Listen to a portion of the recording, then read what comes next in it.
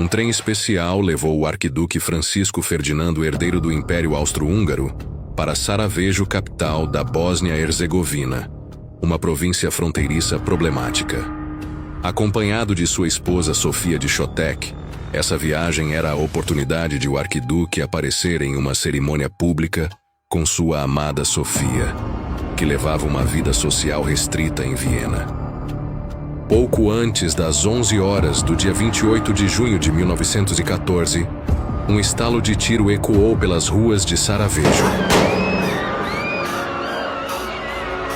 O jovem Gavrilo Príncipe havia acabado de acender uma faísca que envolveria a Europa em um conflito brutal. E por ironia do destino, nessa mesma data, Francisco Ferdinando e Sofia estavam comemorando 14 anos de casamento. Esses dois tiros bruscos e repentinos não acabaria apenas com uma história de amor, mas mudaria para sempre o curso da história, arrastando a Europa e depois o mundo para a guerra. Quando o sangrento embate terminou, cerca de 4 impérios sucumbiram, e mais de 9 milhões de homens estavam mortos nos lugares mais longínquos do planeta, mudando para sempre a face da Europa.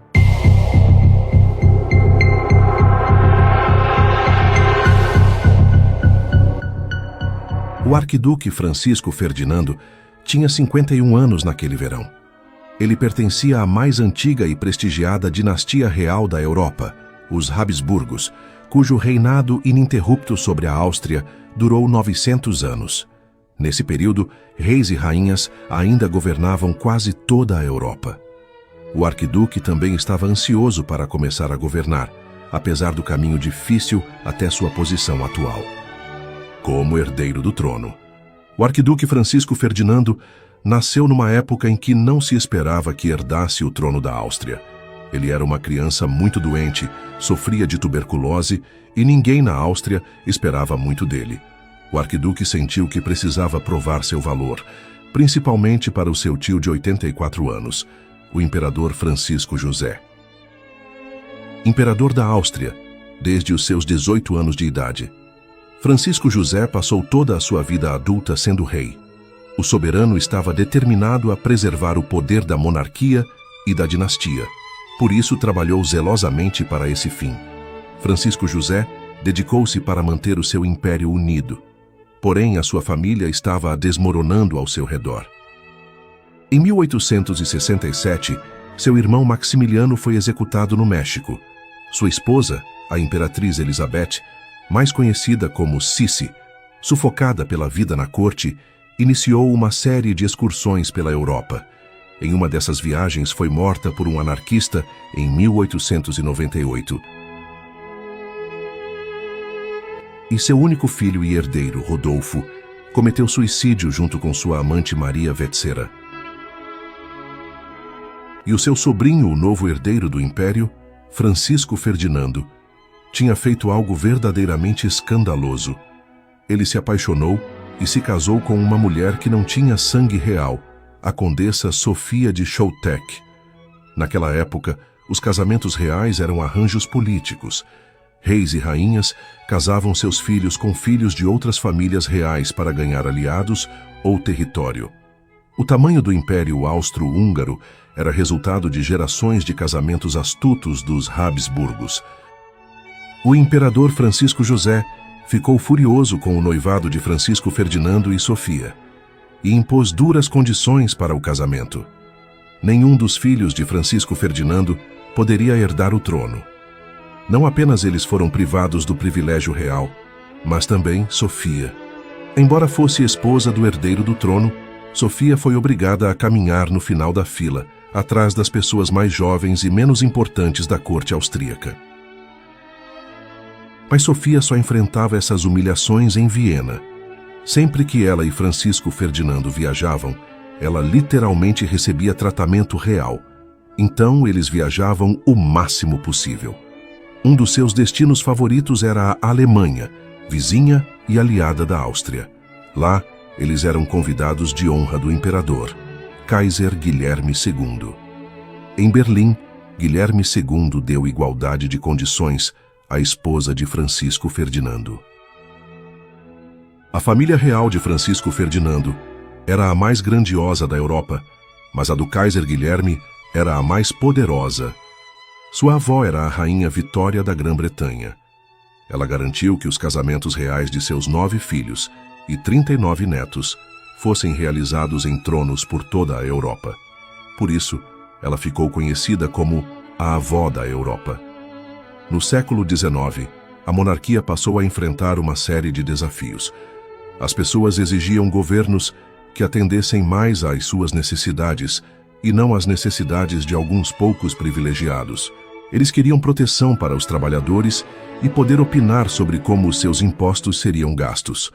Alguns governantes, como Guilherme e Nicolau II, resistiram rigidamente às mudanças. Outros, como George V da Grã-Bretanha, já eram monarcas constitucionais com poderes apenas simbólicos. Na Áustria, Francisco Ferdinando tinha planos reformistas para o futuro, mas nada podia fazer no momento. Ele viu seu tio envelhecer cada vez mais, e o império chegar ao fim porque a modernização e as reformas políticas não estavam sendo introduzidas. Uma mudança que ele esperava fazer era trazer minorias étnicas ignoradas para o governo. Ele estava pensando em algum tipo de princípio federal em que todos tivessem participação em um governo multiétnico. Juntamente com problemas internos, a Áustria enfrentou um vizinho agressivo no sul, a Sérvia. Um país jovem e ambicioso, a Sérvia queria criar um reino maior que incluísse qualquer território onde viviam os sérvios étnicos.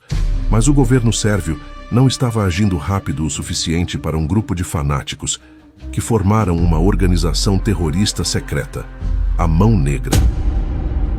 Os membros comprometeram-se com o juramento da organização: realizar o ideal nacional, a unificação de todos os sérvios. Um ponto importante para a atividade da Mão Negra foi a província austríaca da Bósnia-Herzegovina, que fazia fronteira com a Sérvia e tinha uma grande população étnica sérvia. A Bósnia era exatamente para onde Francisco Ferdinando estava indo em junho de 1914. Seus motivos eram tanto pessoais quanto políticos. Como futuro imperador, ele queria mostrar aos bósnios que se importava. E como marido dedicado, ele queria que sua esposa estivesse ao seu lado para celebrar seu próximo aniversário de casamento em grande estilo. Quando vazou a notícia de que Francisco Ferdinando visitaria Sarajevo, a capital da Bósnia, a Mão Negra entrou em ação. Recrutou um grupo de bósnios sérvios que abandonaram a faculdade e os armou com pistolas, bombas e cápsulas de cianeto para engolirem caso fossem capturados. Rumores e avisos chegaram a Viena, mas Francisco Ferdinando recusou mudar seus planos, pois seria um sinal de fraqueza. Às 9h45 do dia 27, chegava na estação da cidade Francisco Ferdinando junto de sua mulher Sofia, que, segundo algumas testemunhas, estava com premonições do que iria acontecer. No domingo do dia 28, o sol brilhava intensamente naquela manhã. Quando Francisco Ferdinando e Sofia entraram no segundo carro de um cortejo de 6 carros, não havia tropas. O arquiduque os manteve afastados como um gesto de boa vontade. Mas posicionados entre a multidão ao longo da rota do desfile, estavam 7 jovens terroristas. O primeiro perdeu a coragem. O segundo, Nedeljko Čabrinović, lançou a sua bomba. Ela ricocheteou no carro de Francisco Ferdinando e explodiu na rua e feriu várias pessoas. Čabrinović engoliu sua pílula de cianeto e pulou no rio próximo. Mas o rio estava quase seco e o cianeto só o deixou doente. A polícia o prendeu em minutos depois. Todos os outros terroristas, com medo, fugiram, exceto um. Gavrilo Princip, de 19 anos, o líder, entrou em uma pousada local em uma esquina do percurso do desfile. Quando a procissão chegou à prefeitura, Francisco Ferdinando ficou furioso e exclamou: "Senhor prefeito, alguém vem aqui para fazer uma visita e é recebido por bombas. É um absurdo." Logo em seguida, Francisco Ferdinando enviou a seu tio Francisco José um telegrama tranquilizador sobre a tentativa frustrada de assassinato. Esse vídeo, filmado naquela manhã, mostra o imperador retornando às suas funções oficiais da época, cumprimentando crianças em idade escolar. Ele logo seria interrompido novamente. Francisco, Ferdinando e Sofia queriam ir ao hospital para confortar as pessoas que estavam feridas da tentativa de assassinato alguns minutos atrás. E depois visitaria um museu local como estava programado. A duquesa Sofia, pelo cronograma, não deveria visitar o museu, mas agora insistia em não se separar do marido. Foi então decidido que o percurso de sua procissão seria alterado. Eles dirigiram ao longo do rio e chegaram a uma encruzilhada. Ninguém avisou o motorista sobre a mudança de rota e ele começou a virar para entrar numa rua em direção ao museu. Um oficial que estava no carro gritou para ele parar. O carro parou bem na frente da pousada da esquina onde Príncipe estava. Naquele momento, Gavrilo Príncipe saiu a apenas 1,5 metros do arquiduque. Ele ergueu a pistola, virou a cabeça e disparou 2 vezes. Sofia e Franz Ferdinand morreram nos braços um do outro. A multidão ao redor espancou o príncipe até que a polícia o arrastasse para longe. Quando o velho imperador ouviu a notícia, ele disse: "Para mim é uma grande preocupação a menos." Francisco José nunca gostou do sobrinho, nem o perdoou por seu casamento. Um acidente do destino restaurou a honra da família Habsburgo. O funeral foi pequeno para os padrões dos Habsburgos. Os enlutados reais vindos do exterior foram desencorajados de comparecer. Foi uma história triste, que teve um casal que arriscou tudo para ficarem juntos. O casal deixou 3 filhos, que foram deixados sozinhos em uma corte que não gostava deles. Segundo a tradição, apenas Francisco Ferdinando poderia ser enterrado no jazigo da família dos Habsburgos em Viena. Mas o arquiduque teve a última palavra sobre o seu local de descanso final. Ele e Sofia foram enterrados lado a lado, de acordo com seus desejos, em sua propriedade rural. A princípio, ninguém imaginava que o assassinato de Francisco Ferdinando se tornaria um dos mais notórios já cometido. O assassinato de oficiais habsburgos não ocorriam rotineiramente, mas o assassinato do arquiduque Francisco Ferdinando foi tremendamente diferente. Por ele ser o herdeiro aparente do trono da Áustria-Hungria, e por ele ter sido uma força de paz nas tensões anteriores entre Viena e a Sérvia. Ele não queria que uma guerra estourasse, porque temia que isso pudesse comprometer suas chances de reforma política da monarquia.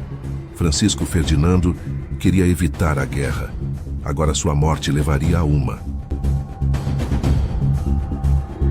Foi um grupo terrorista, a Mão Negra, que matou o arquiduque, mas ao culpar o governo sérvio, a linha dura austríaca viu uma chance de acabar com a problemática sérvia de uma vez por todas. As coisas rapidamente saíram do controle. A pequena Sérvia tinha uma grande amiga, a Rússia, e a Áustria voltou-se para sua aliada, a Alemanha. Era um continente unido por alianças militares e repleto de exércitos e armas. Uma série de decisões desastrosas catapultou os líderes da Europa para um enorme conflito que nenhum deles esperava. E assim que a guerra começou, durou mais de 4 anos, matando milhões e mutilando mais milhões. Também poria fim aos longos reinados das monarquias europeias nos corredores do poder. Um por um, os reis e imperadores da Europa cairiam. Na Alemanha, motins e revoltas abalaram o governo nos últimos meses da guerra. O Kaiser Guilherme II foi finalmente convencido a abdicar. Ele passaria o resto da vida exilado na Holanda. Em 1917, a Rússia entrou em colapso na Guerra Civil e na Revolução. Pressionado por todos os lados, o czar Nicolau abdicou do trono. No ano seguinte, Nicolau, sua esposa, seus 5 filhos, 3 empregados e seu médico foram enfileirados contra a parede de um depósito na Sibéria e executados. Já o primo de Nicolau, o rei George V da Inglaterra, deleitava-se com a glória de ter vencido a guerra. Para o povo inglês, o rei representava a vitória e, por isso, a família real britânica sobreviveu. Na Áustria, O idoso Francisco José morreu antes do fim da guerra. Seu sucessor governou apenas por 2 anos. E em 1919, a Áustria-Hungria não existia mais. Em seu lugar ficaram 5 novas nações: Áustria, Tchecoslováquia, Hungria, Polônia e, ao sul, o estado dominado pelos sérvios, a Iugoslávia. A dinastia dos Habsburgos, a mais antiga e mais orgulhosa da Europa, era apenas uma memória. Os assassinatos em Sarajevo, em 28 de junho de 1914, foram o ato terrorista de maior sucesso na história. Os conspiradores iniciaram uma guerra que viu o seu sonho finalmente ser realizado: o surgimento do Reino da Iugoslávia. No seu julgamento, Gavrilo Princip disse não se arrepender. Ele morreria de tuberculose na prisão pouco antes do fim da guerra. 4 anos separaram o assassinato de Francisco Ferdinando e a morte de Gavrilo Princip. Durante esse tempo, o mundo de reis e rainhas, czares e imperadores que dominaram a Europa ao longo da história, juntou-se à longa lista de vítimas da Primeira Guerra Mundial.